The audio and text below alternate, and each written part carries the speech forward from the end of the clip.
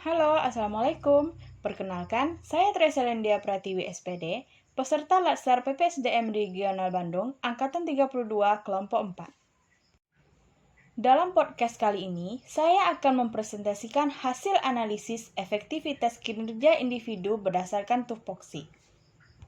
Adapun tupoksi saya sebagai seorang guru adalah, yang pertama, merencanakan pembelajaran, yang kedua, melaksanakan pembelajaran, yang ketiga, menilai hasil pembelajaran, yang keempat, membimbing dan melatih peserta didik, dan yang kelima adalah melaksanakan tugas tambahan yang melekat dengan beban kerja guru. Isu yang akan saya angkat adalah kurang optimalnya pembelajaran dikarenakan keterbatasan sarana dan prasarana sekolah. Secara garis besar, ada 4 langkah yang dilakukan untuk menganalisis masalah-masalah ini. Yang pertama adalah identifikasi masalah. Setelah masalah diidentifikasi, lalu masalah ini akan dianalisis dengan menggunakan metode USG. Selanjutnya, analisis masalah dengan menggunakan metode analisis Fishbone. Dan yang terakhir adalah tabel analisis SWOT. Langkah pertama yang saya lakukan adalah identifikasi masalah. Terdapat 3 masalah yang saya temukan. Permasalahan pertama yang saya temukan adalah kurangnya disiplin dan partisipasi peserta didik dalam proses pembelajaran. Permasalahan kedua adalah kurang optimalnya pembelajaran yang disebabkan oleh kurangnya sarana dan prasarana pembelajaran. Dan permasalahan terakhir adalah kurangnya nilai-nilai kesopanan peserta didik.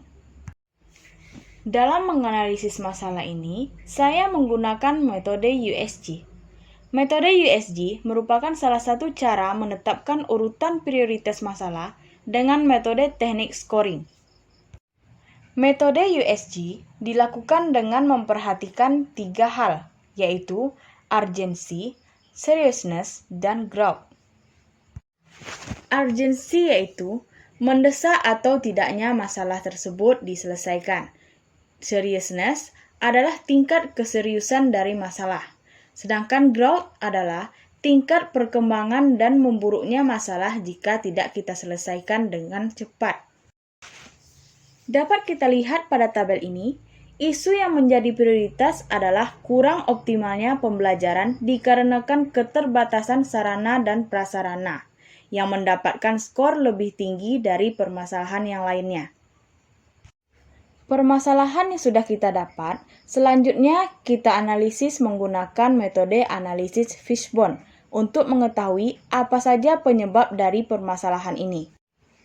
Dari analisis Fishbone ini, dapat kita lihat ada beberapa faktor yang menyebabkan terjadinya permasalahan.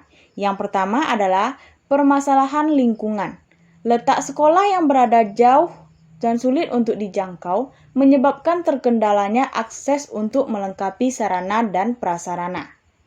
Faktor kedua adalah faktor personal, di mana guru dan siswa kurang bisa dalam menggunakan teknologi.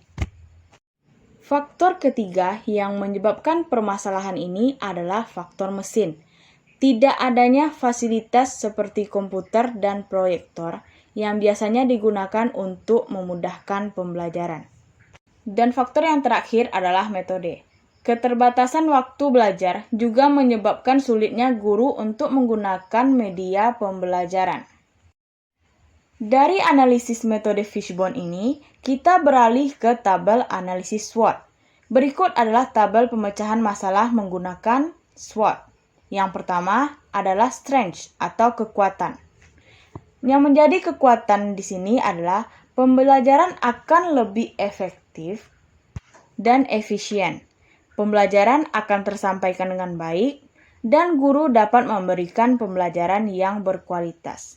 Sedangkan weakness atau kelemahan adalah kegagalan dalam mencapai tujuan pembelajaran.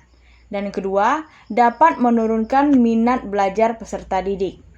Lalu selanjutnya, opportunities atau kesempatan. Di sini, yang menjadi kesempatan adalah peserta didik memahami pembelajaran dengan baik dan materi yang tersampaikan dengan baik. Dan yang keempat adalah threat atau tantangan.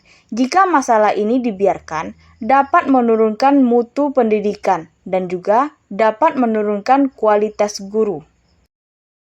Pada tabel terakhir, disajikan rekomendasi alternatif penyelesaian isu. Alternatif penyelesaian isunya adalah dengan melengkapi sarana dan prasarana belajar. Adapun tahap penyelesaiannya adalah, yang pertama, guru mengkomunikasikan dengan kepala sekolah perihal terkendalanya proses pembelajaran. Kedua, guru mengajukan permintaan sarana dan prasarana yang dibutuhkan dalam proses pembelajaran.